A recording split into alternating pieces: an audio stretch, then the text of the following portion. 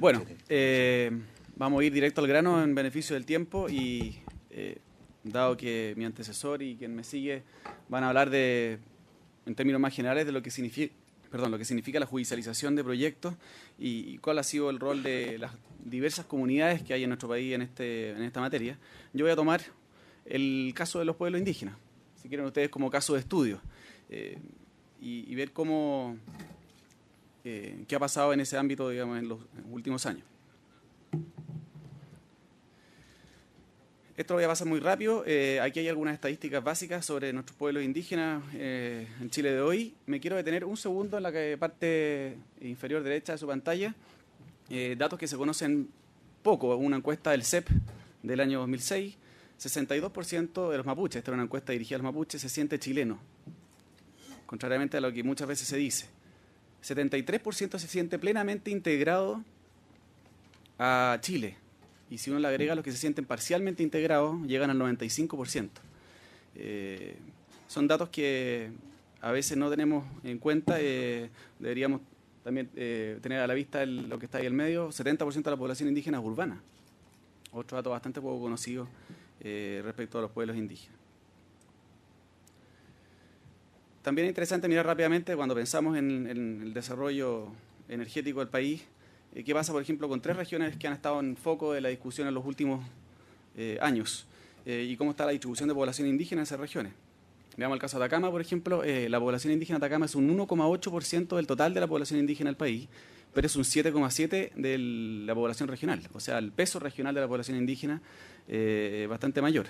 Y eso supera el 20% en regiones como los lagos, donde el 20% de la población regional es indígena, y en Aysén un 21%. ¿Y quién hubiera dicho que en la región de Aysén había un 20% de población indígena? Lo hay, principalmente mapuches que migraron hace algunas décadas en búsqueda de trabajo desde principalmente la Isla Grande de Chiloé.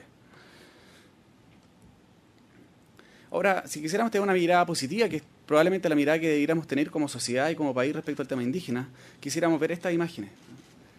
Dignidad, que es lo que me dice esa foto, alegría, que es la que dice esa otra, y cooperación, una mesa de trabajo entre el gobierno, empresas y comunidades indígenas. Desgraciadamente, como ya han mostrado muchos de mis predecesores, las imágenes que vemos son estas. Marchas, ¿no es cierto?, letreros contrarios a los proyectos y expresiones como esa. Varios de los proyectos que se han mencionado hoy día tuvieron que ver obviamente con la oposición de pueblos indígenas, por ejemplo el Parque Eólico Chiloé, líneas de transmisión como Melipeuco Freire o Loncoche y Villarrica, y varias centrales hidroeléctricas en la región de los lagos principalmente, y en la región de los ríos. Y aquí me voy a aventurar un poco una cosa que ya es más una opinión personal, pero la imagen que tiene el chileno común y muchas veces la imagen que tiene la prensa, y voy a agregar la imagen que tiene probablemente la mayoría de nuestros jueces, porque han sido formados por personas que creen en este paradigma, responde básicamente a este paradigma. Los pueblos indígenas básicamente responden a un estereotipo que está dado por la noción del buen salvaje, que viene desde la época moderna, ¿no es cierto?, desde Rousseau, digamos, y más antiguo incluso. Una persona que vive en armonía con la naturaleza, que toma de ella solo lo que necesita, no la explota, no le asigna un valor económico, y por lo mismo es una población que está fuertemente asociada a escenarios rurales, y más que rurales, incluso de naturaleza prístina. Un segundo elemento del paradigma es la noción de derechos colectivos, que tiene mucho que ver con el tema de esto de que la propiedad en los pueblos indígenas es principalmente comunitaria. Y lo que dice básicamente este elemento es que los pueblos indígenas se les deben reconocer derechos colectivos, derechos que ejercen como un colectivo y no derechos individuales, que es nuestra tradición jurídica y lo que consagra nuestra Constitución. Y eso desde luego representa un montón de problemas desde el punto de vista jurídico hacia el futuro. En tercer lugar, lo que yo llamo el homo indígena, tal vez por oposición a lo que conocemos como el homo economicus. El homo indígena es una persona que no le asigna valor económico a las cosas, que la tierra no tiene un valor económico, que probablemente se siente más cómodo con el trueque, con una compraventa. Y finalmente, y a eso va llevando el paradigma, una persona que no se siente cómoda con el desarrollo. Y por lo mismo se opone al desarrollo, porque está mejor en sus estados agrarios o bucólico-pastoriles. La ecología profunda de Jerry Mander, compartida por Douglas Tompkins, tiene mucho que ver con esta visión. Y por último, la deuda histórica. Tenemos como país una deuda histórica, y esa deuda histórica hay que pagarla, hay que repararla, y eso se traduce en un sinnúmero de leyes y políticas como vamos a ver a continuación. Desde luego aquí no hay ningún espacio para una mirada un poco más matizada, más del terreno medio, donde digamos sí, hay cosas dolorosas en el pasado, pero también hay cosas positivas que nos construyeron como país. ¿Por qué pongo una foto de Avatar, dirán ustedes? Probablemente la mayoría de ustedes vio la película Avatar. Buenísima película. Yo me entretuve mucho con la película. Pero no conozco ninguna otra película que grafique tan bien este paradigma, y en general el paradigma de los pueblos indígenas como opositores a proyectos, como la imagen del buen salvaje, etcétera, como Avatar. Alguien ha empezado a hablar, si no me equivoco, el economista peruano, Hernando Soto, del síndrome de Avatar. Nos está pasando en toda Latinoamérica. Es lo que llama la oposición tipo Avatar a los proyectos. Y esto no es solo una película. Si uno hace una búsqueda en Google y hace oposición a proyectos tipo Avatar, aparece entre otras cosas esta foto. Esto es una oposición a un proyecto en la India. Personas, obviamente, vestidas a la usanza de Avatar. Por lo tanto, esto ya es bastante más que solo una película. Si nos vamos a lo legal, el síndrome de Avatar, o más bien este paradigma que yo les he mencionado, va a ir reflejando una serie de normas que hemos ido dictando: la ley indígena del año 93, la ley de borde costero de pueblos originarios, el convenio 169, la Declaración de las Naciones Unidas de Derechos de los Pueblos Indígenas del 2007. Si uno lo mira en una progresión, en 14 años pasamos de la ley indígena, que daba una protección especial a las tierras, y hay un artículo especial para la protección de las aguas aymaras y atacameñas en el norte. De ahí nos fuimos a la ley Lafkenche a principios del 2008, una protección especial al espacio costero marino de pueblos originarios, borde costero.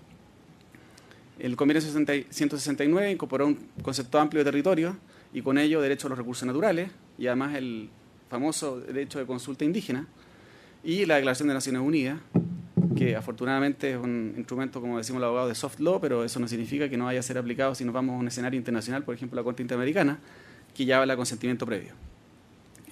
Lo que se conoce también como derecho de veto. Aquí voy a saltar, pero esta diapositiva solo muestra cómo progresa el paradigma hacia derechos, como por ejemplo el derecho a la discriminación positiva. Tierras indígenas, por ejemplo, no pagan contribuciones. Es una expresión de la discriminación positiva que viene además de un elemento previo de reconocimiento de deuda histórica.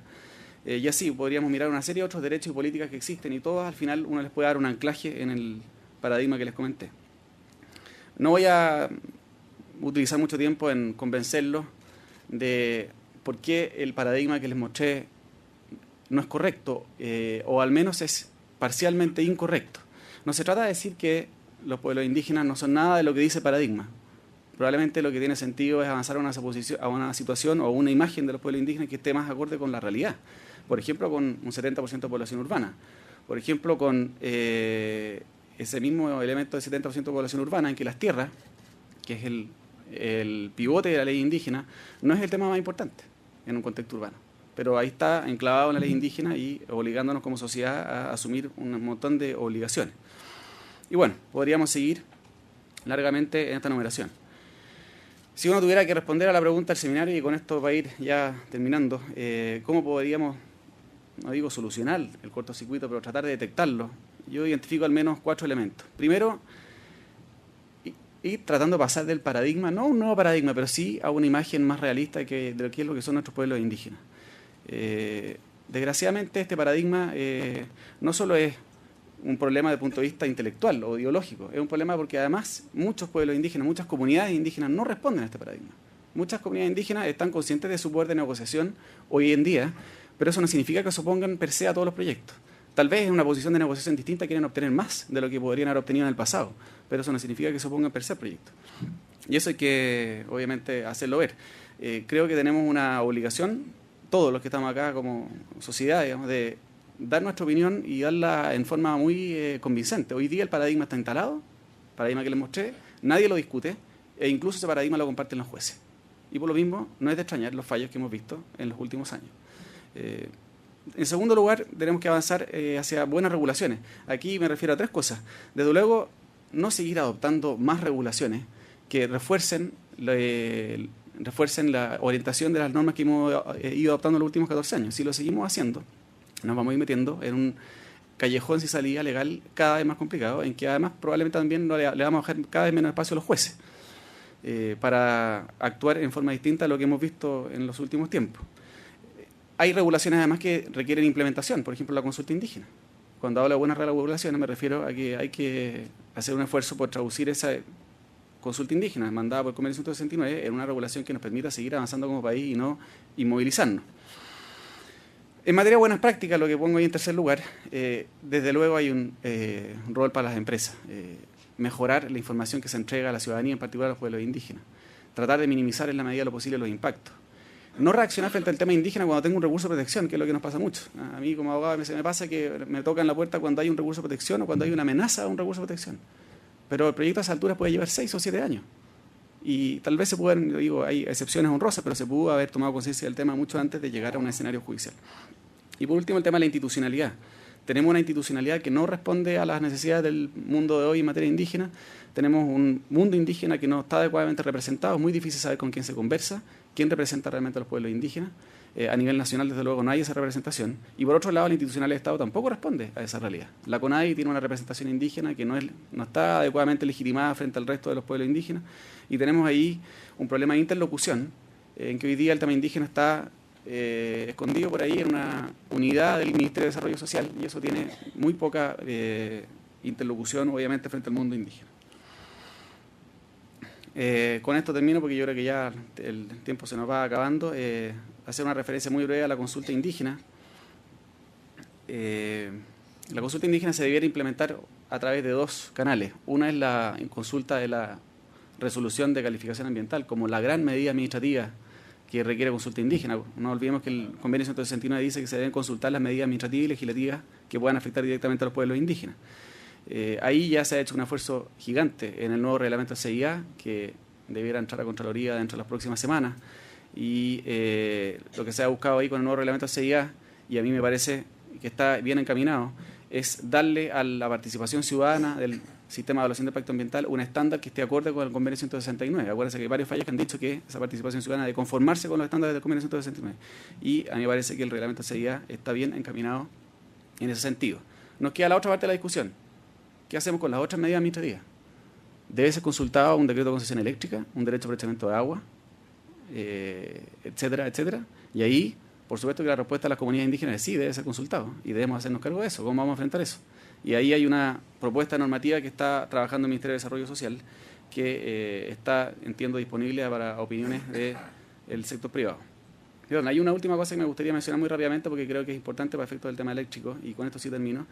Es una imagen, obviamente, de nuestro borde costero. Una publicación de hace unos 2 meses del Diario Financiero. Ley de borde costero, se refiere, ¿no es cierto?, ley que frena desarrollo en el borde costero, complica inversión en nuevos proyectos.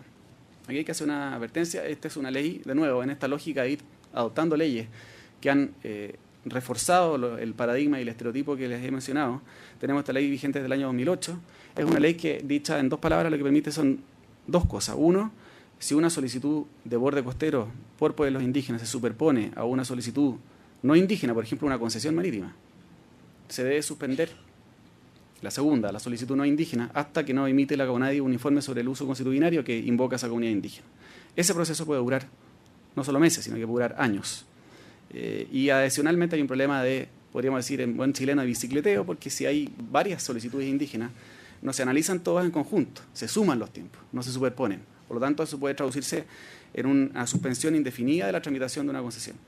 Adicionalmente, si la CONADI determina que hay uso constitucionario, hay una norma de la ley de borde costero que obliga a preferir ese uso por sobre los usos no indígenas.